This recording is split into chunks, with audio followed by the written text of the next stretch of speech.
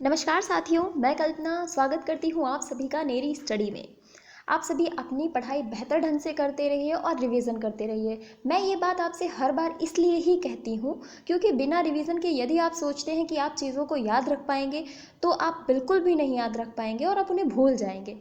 तो आपको अगर अपनी याददाश्त को बेहतर बनाना है तो रिवीजन करते रहना है, तभी आप चीज़ों को ज़्यादा दिनों तक याद रख सकते हैं। और इतिहास तो एक ऐसा विषय है जिसको अगर आपने थोड़े भी दिन पढ़ने के लिए साइड रख दिया ना तो फिर तथ्य निकलते चले जाएंगे दिमाग से। ऐसे ऐसे राजा हैं, ऐसे ऐसे तथ्य हैं, तो आपको उन्हें पढ़ते रहना पड़ेगा ताकि वो स्थिरता अपनी बनाए रखें। फिलहाल हम पढ़ रहे थे मध्यकालीन भारत का इतिहास। हमने काफ़ी सारे जो पार्ट्स हैं मध्यकालीन भारत के इतिहास से कवर कर लिए हैं और इसके बाद हम प्रवेश करेंगे मुगलकालीन इतिहास में। उससे पहले लेकिन मैं आपको विजयनगर साम्राज्य और बहमनी साम्राज्य के बारे में बताऊंगी, क्योंकि मैंने आपको बताया था कि मोहम्मद बिन जो तुगलक था उसके समय में ही विजयनगर साम्राज्य और बहमनी साम्राज्य की स्थापना हुई थी। तो जब स्थापना इनके साथ हुई है तो दिल्ली सल्तनत को ख़त्म करने के बाद हम विजयनगर साम्राज्य के बारे में पढ़ेंगे और उसके बाद हम सूफी संत और भक्ति आंदोलन पढ़ेंगे। तब उसके बाद हम प्रवेश करेंगे मुगलकालीन इतिहास में। तो आप लोग मेरे साथ अपना साथ बनाए रखें और नोट्स बनाते रहें और अपनी निरंतरता दिखाएं। शुरू करते हैं। आज हम पढ़ने जा रहे हैं फिरोज शाह तुगलक के बारे में।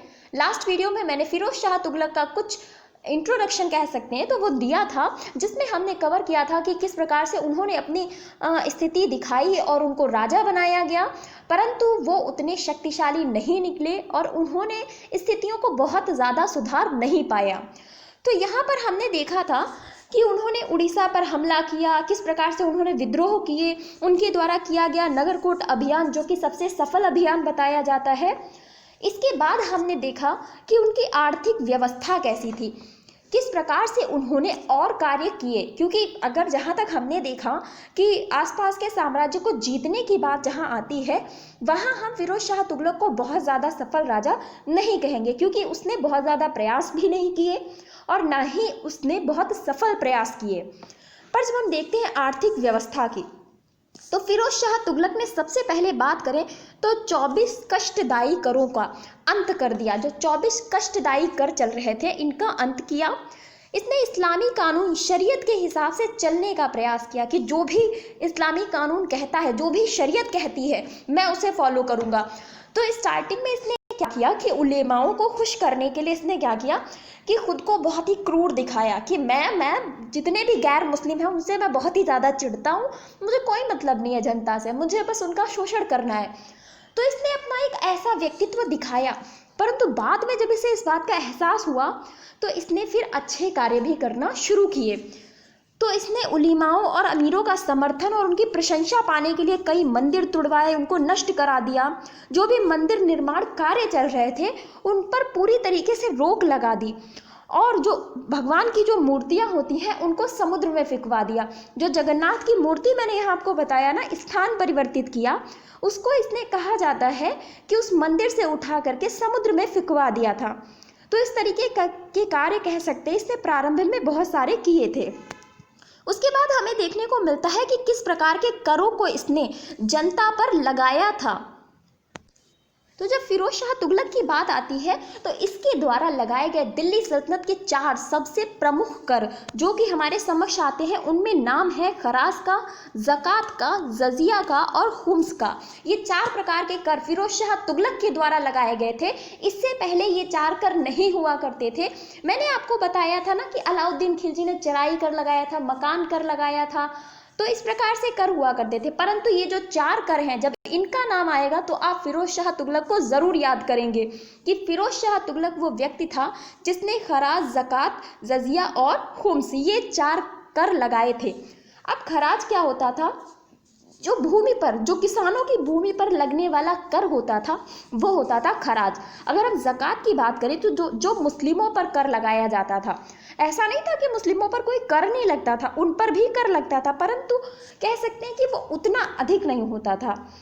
मुस्लिमों पर लगने वाला कर ज़कात कहलाता था और जो गैर मुस्लिमों पर लगता था वो होता था जजिया, जो आपने अभी तक देखा कि पहले यहूदियों पर लगता था, ईसाइयों पर लगता था और जो गैर मुस्लिम होते थे उन पर लगता था। पर आप सोचेंगे ये तो लगता ही था, तो इनके काल में नया क्या हो गया? नया हुआ, इन्होंने क्या किया, फिरोज शाह तुगलक ने जजिया कर को ब्राह्मणों पर भी लगा दिया, जबकि पहले ब्राह्मण इस कर से मुक्त हुआ करते थे। ब्राह्मण, स्त्रियों और अपंगों को इस कर से मुक्त रखा गया था, परंतु फिरोज शाह तुगलक ने ब्राह्मणों को भी इस कर में ऐड कर दिया कि अब भाई ब्राह्मणों से भी ये जजिया कर वसूला जाएगा। इसके बाद हमने देखा खुम्स, जो युद्ध हुआ करते थे उसमें लूटपाट होती थी, तो उस लूटपाट में जो माल मिलता था, जो भी संपत्ति प्राप्त होती थी, उससे मिलने वाला जो कर होता था वो खुम्स कहलाता था, उससे भी कर लेता था राजा। तो युद्ध में लूटे गए माल पर जो कर लगता था वो होता था खुम्स। अब कोई भी आपसे यदि खुम्स या जजिया या ज़कात या फिर खराज से प्रश्न पूछता है तो आप सभी को पता होना चाहिए। जजिया की बात करें तो गैर मुस्लिमों पर लगने वाला कर था सबसे पहले 712 ईस्वी में, मैंने बताया था ना कि मोहम्मद बिन कासिम ने इस कर को लगाया था 712 ईस्वी में। फिर इसके बाद क्या हुआ कि फिरोज शाह तुगलक ने ये कर ब्राह्मणों पर भी लगा दिया, इसीलिए इसके शासनकाल में ये कर थोड़ा सा उभर कर हमारे सामने आया। अकबर ने इसके बाद मुगल काल में क्या हुआ कि जब मुगल काल का राजा अकबर आएगा तो वो जजिया कर को समाप्त कर देगा, पर औरंगजेब क्या करेगा, 1674 ईस्वी में औरंगजेब फिर से ये कर लगा देगा, क्योंकि औरंगजेब एक कट्टर मुस्लिम दिखाया गया है, जिसने हर जो भी चीज़ें कानून में बताई गई थी मुस्लिम कानून में, उसने उन सारे तथ्यों को मतलब फॉलो करने का प्रयास किया था। तो ये एक कट्टर मुस्लिम था, तो 1674 ईस्वी में इसने जजिया कर को फिर से लगा दिया। इसके बाद 1713 ईस्वी में फर्रुखशियर ने इसे फिर से बंद कर दिया, ये भी मुगल वंश का शासक था। इसके बाद 1717 ईस्वी में फिर से ये कर शुरू हो गया, जिसको अंततः समाप्त किया गया 1719 में मोहम्मद शाह के द्वारा। ये भी मुगल शासक था मोहम्मद शाह, इसको रंगीला भी कहा जाता था, और इसने इस कर को पूर्णतः बंद कर दिया। तो वो अंतिम समय था 1719, और आप देख सकते हैं 712 से 1719 का वो समय था, इसके बीच ये आता गया जाता गया, आता गया जाता गया, ऐसा चलता रहा। इसके साथ साथ फिरोज शाह तुगलक ने और कौन से कार्य किए उन पर भी चर्चा करते हैं। फिरोज शाह तुगलक ने सुल्तानों को भेंटें देने की प्रथा को पूर्णतः अंत कर दिया। किसने कहा कि किसी भी प्रकार की कोई भी सुल्तान को भेंट नहीं दी जाएगी। इसने सरकारी पदों पर नियुक्ति का आधार वंशानुगत कर दिया। अभी तक हम देखते थे कि योग्यता के आधार पर चीज़ें चल रही थी, परंतु इसने जो सैनिकों के पद थे उनको वंशानुगत बना दिया कि अब वंश के आधार पर, मतलब यदि किसी का पिता सैनिक है तो उसका जो पुत्र होगा वो सैनिक बन सकता है या वही सैनिक बनेगा, ऐसा इसके द्वारा किया गया। अब जब आप सोचिए कि कोई भी पद यदि वंशानुगत बनाया जाता है तो उसके बाद स्थितियाँ क्या होती हैं? स्थिति होती है कि भ्रष्टाचार बहुत ही ज़्यादा बढ़ जाता है। अब आप देखेंगे कि कैसे, जिस व्यक्ति को पता है कि मेरे बाद मेरा बेटा ही इस पद पर जाएगा, या जिस पुत्र को ये बात पता है कि इनके बाद मैं ही सैनिक बनूंगा, तो उसका तो एटीट्यूड ही फिर अलग होगा। तो वहाँ पर फिर क्या होगा, भ्रष्टाचार की स्थिति पैदा हो जाएगी, वहाँ पर बहुत ही ज़्यादा भ्रष्टाचार होगा। तो फिरोज शाह तुगलक का शासनकाल एक ऐसा काल था जिसमें भ्रष्टाचार चरमोत्कर्ष पर पहुँच गया था। इसने सैनिकों को वेतन ना देकर उन्हें जागीरें दी कि भाई वेतन हम नहीं देंगे, हम तुम्हें जागीरें देंगे, मतलब भूमि का टुकड़ा देंगे। जागीरों का मतलब क्या होता है? भूमि का टुकड़ा, जागीरें देना। तो जागीरें दी इसने, वेतन नहीं दिया।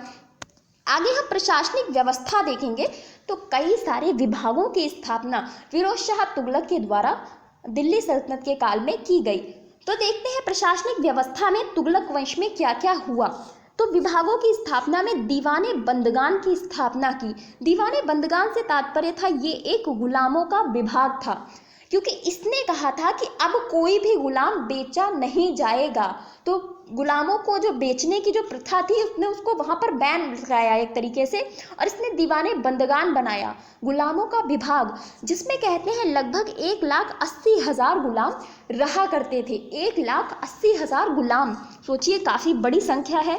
इसके बाद दीवाने खैरात। दीवाने खैरात ये एक दान विभाग होता था। यदि आप उर्दू भाषा के शब्द सुनते हैं तो आपने सुना होगा ना कि खैरात, खैरात शब्द सुना होगा दान देने के लिए, कि भीख के लिए बहुत सारे लोग ये शब्द यूज़ करते हैं, परंतु सही शब्द क्या होगा? दान। तो दान देने के लिए ये दान विभाग बनाया, दीवाने इश्तिहाक बनाया फिरोज शाह तुगलक ने, जिसका काम था पेंशन देना, पेंशन विभाग था ये। और दीवाने खान था, दीवाने खान का तात्पर्य था कारखाना विभाग, और सबसे पहले कारखाना विभाग की स्थापना फिरोज शाह तुगलक के काल में हुई थी, क्योंकि सबसे पहले कारखानों की स्थापना भी तुगलक के काल में ही की गई थी। इसके बाद आगे हम देखते हैं तो दारुल शिफा नामक एक इसने विभाग बनाया। कौन सा? दारुल शिफा। दारुल शिफा क्या था? ये एक निशुल्क अस्पताल था जहाँ पर गरीबों का इलाज होता था। जिसके भी पास पैसा नहीं है वो यहाँ पर आकर के इलाज करा सकता है। ये एक निशुल्क अस्पताल था जो कि फिरोज शाह तुगलक के द्वारा चलाया गया था। रोजगार दफ्तर इसके द्वारा शुरू किए गए। इसके साथ साथ मैरिज ब्यूरो और लोक निर्माण विभाग या फिर सार्वजनिक निर्माण विभाग, जिसको PWD भी इंग्लिश में हम लोग जानते हैं, तो उसकी स्थापना भी, वो विभाग भी बनाया गया था फिरोज शाह तुगलक के द्वारा। तो देखिए काफ़ी बाद में इसने काफ़ी अच्छे अच्छे कार्य किए, अच्छे अच्छे विभागों की स्थापना की, लेकिन स्टार्टिंग में थोड़ी बुद्धि खराब चल रही थी, तो स्टार्टिंग में बुरे काम किए लेकिन बाद में सुधर गई तो थोड़े अच्छे काम भी कर लिए। अब हमें जब नगर निर्माण की बात आती है कि वो कौन कौन से नगर थे जो फिरोज शाह तुगलक ने बसाए थे, तो कहते हैं लगभग 300 नगरों का निर्माण किसके द्वारा किया गया था? फिरोज शाह तुगलक के द्वारा किया गया था। और प्रमुख नगर अगर हम बात करें तो इसने जौनपुर बसाया था, फिरोजाबाद बसाया था, फतेहाबाद बसाया था, फिरोजपुर, फिरोज शाह कोटला और हिसार। ये सारे के सारे जो अभी भी वर्तमान में आप देखते हैं, ये किसके द्वारा बसाए गए थे? तो फिरोज शाह तुगलक के द्वारा बसाए गए थे। जिसमें जौनपुर की अगर हम बात करें तो ये कहाँ पर स्थित है? उत्तर प्रदेश में गोमती नदी के किनारे स्थित है, और ये इसने जौना खां की याद में बसाया था। अब जौना खां से याद आया ना, ये कौन जौना खां? तो ये इसका भाई था, चचेरा भाई, कजिन, और कजिन था, तो फिर इसने सोचा कि चलो इसकी याद में भी कुछ बनवा दिया जाए, तो इसने जौनपुर नगर बना दिया। और वो जो जौना खां से, जहाँ ये मतलब है मोहम्मद बिन तुगलक की याद में, तो मोहम्मद बिन तुगलक की याद में इसने जौनपुर नगर को बसाया था। जौना खां के नाम पर जौनपुर नाम रखा। इसके साथ साथ अगर हम फिरोजाबाद की बात करें तो इसने अपनी राजधानी बनाया। अब फिरोजाबाद कहाँ स्थित है? दिल्ली के पास ही फिरोजाबाद स्थित है, जिसको दिल्ली का 5वां शहर भी कहा जाता है। तो फिरोजाबाद को दिल्ली का 5वां शहर कहा जाता है, जिसको बसाया किसने? तो इसको बसाया फिरोज शाह तुगलक ने। आगे हम बात करते हैं नहरों के निर्माण की। नहरों के निर्माण का बहुत बड़ा श्रेय जाता है फिरोज शाह तुगलक को। यदि आपसे प्रश्न पूछा जाता है कि सबसे पहले नहरों का निर्माण किसके द्वारा किया गया, तो उत्तर होगा गयासुद्दीन तुगलक। परंतु यदि प्रश्न आता है कि सबसे ज़्यादा नहरों का निर्माण किसके द्वारा किया गया, तो उत्तर होगा फिरोज शाह तुगलक, क्योंकि सबसे ज़्यादा नहरें फिरोज शाह तुगलक ने ही खुदवाई थी। नहरों की बात करें तो कहते हैं एक नहर इसने सतलज नदी पर खुदवाई थी दीपालपुर के पास में, और इस नहर को नाम दिया था रज्जब नहर। इसके पिता का नाम था रज्जब, जिनके नाम पर इसने इसे नाम दिया रज्जब नहर। इसके बाद दूसरी नहर इसने यमुना नदी में खुदवाई थी सिरमौर के पास में, और इसका अपने चचेरे भाई के नाम पर इस नहर का नाम रखा था अलूग खनी नहर। अलूग खनी नहर इसका नाम रखा था। इसके बाद तीसरी नहर थी सिरमौर नहर। सिरमौर से लेकर के हांसी तक ये तीसरी नहर थी, और चौथी नहर थी घग्गर से लेकर के फिरोजाबाद तक। घग्गर से लेकर के फिरोजाबाद तक। और पांचवी नहर थी यमुना से फिरोजाबाद तक। ये बहुत ही प्रमुख नहरें हैं जो इसके द्वारा खुदवाई गई थी। तो यमुना से फिरोजाबाद तक ये पांचवी नहर थी। अगर हम बात करें जब इसने नहरें खुदवाई, तो इसने सिर्फ नहरें नहीं खुदवाई थी, इसने कर भी लिया। ऐसा नहीं है कि सिर्फ नहरें खुदवा दी, भाई खुदवाई है तो मेरी मेहनत गई तो मैं कुछ पैसा तो मैं लूँगा ही लूँगा। तो इसने क्या किया, इसने हक ए शर्ब नाम का सिंचाई कर लगाया। हक ए शर्ब नाम का सिंचाई कर लगाया, जो कि होता था उपज का 10%, मतलब 1/10। 10 आप इसे कह सकते हैं उपज का 10% होता था हक ए शर्ब, जो कि सिंचाई कर था और पहली बार किसी सुल्तान के द्वारा सिंचाई कर लगाया गया था। तो ये तथ्य इम्पॉर्टेंट हो जाता है। आगे हम देखते हैं कि इनके द्वारा की गई सबसे बड़ी उपलब्धि क्या मानी जाती है। तो हांसी व सिरसा में पानी की कमी बहुत ज़्यादा हो रही थी, तो इसने नहरें खुदवा करके उस पानी की कमी को दूर कर दिया। और आप जानते हैं कि ये हरियाणा के क्षेत्र हैं जहाँ पर पानी की कमी हो जाती है, तो उस समय पर भी यहाँ का क्षेत्र पानी की कमी से जूझ रहा था, जिसको इसने नहरें खुदवा कर बिल्कुल ही आप कह सकते हैं कि उस कमी को दूर कर दिया। उसने नहरों, अस्पतालों, मस्जिदों और गुंबदों का भी निर्माण कराया। अब आप देख सकते हैं 40 मस्जिदें बनवाई, 300 नगर बनवाए, 150 पुल बनवाए, इसने 5 मकबरे भी बनवाए, 20 महल बनवाए, 150 कुएं खुदवाए। आप देखेंगे कि 30 विद्यालय बनवाए, 100 सार्वजनिक स्नान गृह बनवाए 30 झीलें खुदवाई, और इसके साथ साथ में 100 अस्पताल बनवाए, 100 सराय बनवाई। सराय ये होती हैं जहाँ पे लोग रुक सकते हैं, तो 100 सराय बनवाई, 10 स्तंभ बनवाए, 50 बांध बनवाए, और इसके साथ साथ में 1200 बाग लगवाए। इतने ज़्यादा कार्य किए गए फिरोज शाह तुगलक के द्वारा। माना कि मतलब कह सकते हैं कि इसने साम्राज्य विस्तार में तो बहुत ज़्यादा रुचि नहीं दिखाई और न ही साम्राज्य की स्थितियों को बहुत अच्छा कर सका, लेकिन एक तरह से कहा जाए तो इसने बहुत सारे अच्छे कार्य किए थे। जजिया कर ब्राह्मणों पर ज़रूर लगाया गया, लेकिन इसने बहुत सारे ऐसे सार्वजनिक कार्य किए जिससे सभी लोगों को मदद मिल सके। तो आप इनके द्वारा किए गए कार्यों को खुद देख सकते हैं कि नहरें खुदवाई, तो उसमें भी पैसा खर्च हुआ ना, तो कर लेता था, परंतु वो पैसा वो जनता पर ही खर्च कर देता था। इसके साथ साथ में इसके बारे में और बताया जाता है कि हिंदू धर्म ग्रंथों में जो संस्कृत के हिंदू धर्म ग्रंथ थे उनको इसने फारसी में अनुवाद कराया, जो कि संगीत के थे, आयुर्वेद के थे, गणित के थे, इन सभी का इसने क्या किया, फारसी में अनुवाद कराया। और सिक्कों की बात करें तो आधा और बिस नामक सिक्के चलाए। ये क्या होता था, आधा होता था जीतल का 50% और बिस होता था जीतल का 25%। तो ये आधा और बिस किसके द्वारा चलवाए गए, फिरोज शाह तुगलक के द्वारा चलवाए गए। निर्माण कार्यों की बात करें कि कौन कौन से मतलब निर्माण कार्य इसके द्वारा किए गए, तो कुतुब मीनार का जीर्णोद्धार कराया। अब आप जीर्णोद्धार शब्द थोड़ा समझ लीजिए कि जब कोई बिल्डिंग टूट जाती है, पूरी तरीके से नहीं, जैसे उसमें कुछ क्षति हो गई, कुछ चीज़ें टूट गई हैं, जैसे खिड़कियाँ टूट गई, दरवाजे टूट गए या और भी किसी प्रकार की, तो उसको सही कराना, उसको एकदम बढ़िया नया करा देना, वो होता है किसी भी बिल्डिंग का जीर्णोद्धार कराना, किसी भी इमारत की मरम्मत कराना। तो मरम्मत का कार्य इसने कराया कुतुब मीनार का। कुतुब मीनार पर कहते हैं बिजली गिरने की वजह से उसकी चौथी मंजिल पूरी तरीके से खराब हो चुकी थी। तो इसके समय काल में ये घटना हुई, तो इसने थोड़ा पैसा वहाँ भी खर्च करते हुए चौथी मंजिल का जीर्णोद्धार कराया और एक 5वीं मंजिल का निर्माण कराया। इसने कहा 5वीं बना तो थोड़ी और ऊंची हो जाएगी, तो और सुंदर लगेगी, तो 5वीं मंजिल भी इसके द्वारा बनवाई गई।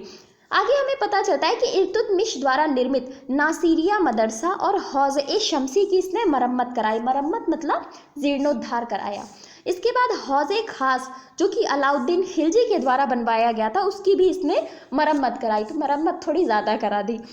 इसके बाद अगर हम बात करें कि ये जो मरम्मत के कार्य हुए, 5वीं मंजिल बनवाई गई, 5 मकबरे बनवाए, तो ये सारे कार्य करने वाले जो स्थापत्य कला के कह सकते हैं, जो रचयिता आप कह सकते हैं या स्थापत्यविद, वो कौन थे, कौन वो व्यक्ति थे जो ये सारे कार्य किया करते थे। तो इनके टाइम में जो डिज़ाइन बनाने वाले व्यक्ति थे उनका नाम था मलिके सहना और अहमद। अहमद जो था वो मलिके सहना का ही शिष्य था। तो मलिके सहना और अहमद के द्वारा ये कार्य किए जाते थे। आधुनिक इतिहासकारों ने इसे मतलब जो फिरोज शाह तुगलक को कल्याणकारी निरंकुश काल का शासक कहा है। कल्याणकारी निरंकुश काल का शासक, तो कल्याण तो किया, कहीं पर निरंकुश भी हुआ, पर कल्याणकारी निरंकुश काल का शासक किसे कहा जाता है, तो फिरोज शाह तुगलक को कहा जाता है। और बहुत ही ज़्यादा पूछा जाने वाला प्रश्न कि सल्तनत काल का अकबर किसे कहा जाता है, तो वो कहा जाता है फिरोज शाह तुगलक को। और किसने कहा, ये भी प्रश्न पूछा जाता है कि किसने कहा, तो अकबर सल्तनत काल का ये कहा था हेनरी एलियट और एल्फिंस्टन, ये दो व्यक्ति थे जिन्होंने कहा था सल्तनत काल का अकबर। इनके अलावा इन्होंने कुछ पुस्तकों की इनके काल में रचना हुई और इनके द्वारा भी, क्योंकि फिरोज शाह तुगलक भी एक विद्वान व्यक्ति था, तो इसने स्वयं अपनी आत्मकथा लिखी जिसका नाम था फुतुहात ए फिरोज शाही, या आप इसे फतुहात ए फिरोज शाही या फिर फुतुहात ए फिरोज शाही भी कह सकते हैं। तो ये किसके द्वारा लिखी गई, ये फिरोज शाह तुगलक के द्वारा लिखी गई। बर्नी इसका दरबारी कवि था, तो इनके द्वारा तारीखे फिरोज शाही की रचना की गई। तारीखे फिरोज शाही की और फतवाते जहांगीरी, तो फतवाते जहांदारी और तारीखे फिरोज शाही, इसकी रचना बर्नी ने की थी। इसके साथ साथ दलाइले फिरोज शाही, ये संस्कृत की एक पुस्तक थी जिसका फारसी अनुवाद था, जो कि दर्शन और नक्षत्र की पुस्तक थी। तो ये फारसी अनुवाद दलाइले फिरोज शाही ये भी इन्हीं के शासनकाल में हुई। और संगीत का एक बहुत ही प्रसिद्ध ग्रंथ कह सकते हैं जो कि इन्हीं के शासनकाल में लिखा गया, जिसका नाम था गुनियातुल मुगनिया। गुनियातुल मुगनिया की रचना किसके शासनकाल में हुई, तो फिरोज शाह तुगलक के शासनकाल में हुई थी। इसके साथ साथ अगर हम बात करें तो इतनी सारी समस्याओं से लड़ते हुए जब इनकी मृत्यु का समय आया तो वो समय इनके लिए काफ़ी कष्टदायी था क्योंकि इसके पीछे कारण क्या था कि इसका जो उत्तराधिकारी, इसका जो पुत्र था, पहले उसकी मृत्यु हुई, फिर उसने सोचा चलो कोई नहीं, मैं दूसरे पुत्र को उत्तराधिकारी बना दूंगा, परंतु कुछ समय के बाद इसके दूसरे पुत्र की भी मृत्यु हो जाती है। तो अपने पुत्र की मृत्यु से इतना ज़्यादा परेशान हो गया कि कहते हैं कि 1388 ईस्वी में अपने पुत्रों की मृत्यु के बाद इसकी मृत्यु हो गई और इसको हौज खास परिसर दिल्ली में दफना दिया गया। हौज खास परिसर दिल्ली में ही इसका मकबरा बना हुआ है, वहीं पर इसको दफनाया गया था। और इसकी मृत्यु कैसे हुई थी, अपने पुत्रों के वियोग में कह सकते हैं, या उनके मरने के बाद ये भी मर गया और लगभग 80 वर्ष की आयु में ये मरा। तो पुत्र बेचारे सोचते होंगे कब ये राजा के पद से हटेगा तो मैं राजा बनूंगा। तो सोचिए जिसके पुत्रों का मतलब जिसकी स्वयं की उम्र 80 वर्ष है, तो इसके पुत्रों की उम्र काफ़ी ज़्यादा रही होगी, तो उनको तो राजा बनने का मौका ही नहीं मिला, ये पद छोड़ने को तैयार ही नहीं था। तो इस तरीके से भी राजा हुए, अकबर का भी यही हाल था। तो उसके बाद फिर क्या किया गया कि उनको ज़बरदस्ती हटाया, मतलब इतना ज़्यादा उनके बेटे ने परेशान कर दिया, तब जा कर के वो मरे, तब उनका बेटा राजा बन पाया। तो ये राजा भी अपना पद छोड़ने के लिए अपने बेटों के लिए भी तैयार नहीं होते थे, ऐसे ऐसे राजा थे। तो फिलहाल आज का ये सेशन आपको कैसा लगा, प्लीज़ कमेंट बॉक्स में मुझे ज़रूर बताइएगा। नेरी स्टडी को सब्सक्राइब करिएगा और वीडियो को शेयर करते रहिएगा। Thank you so much.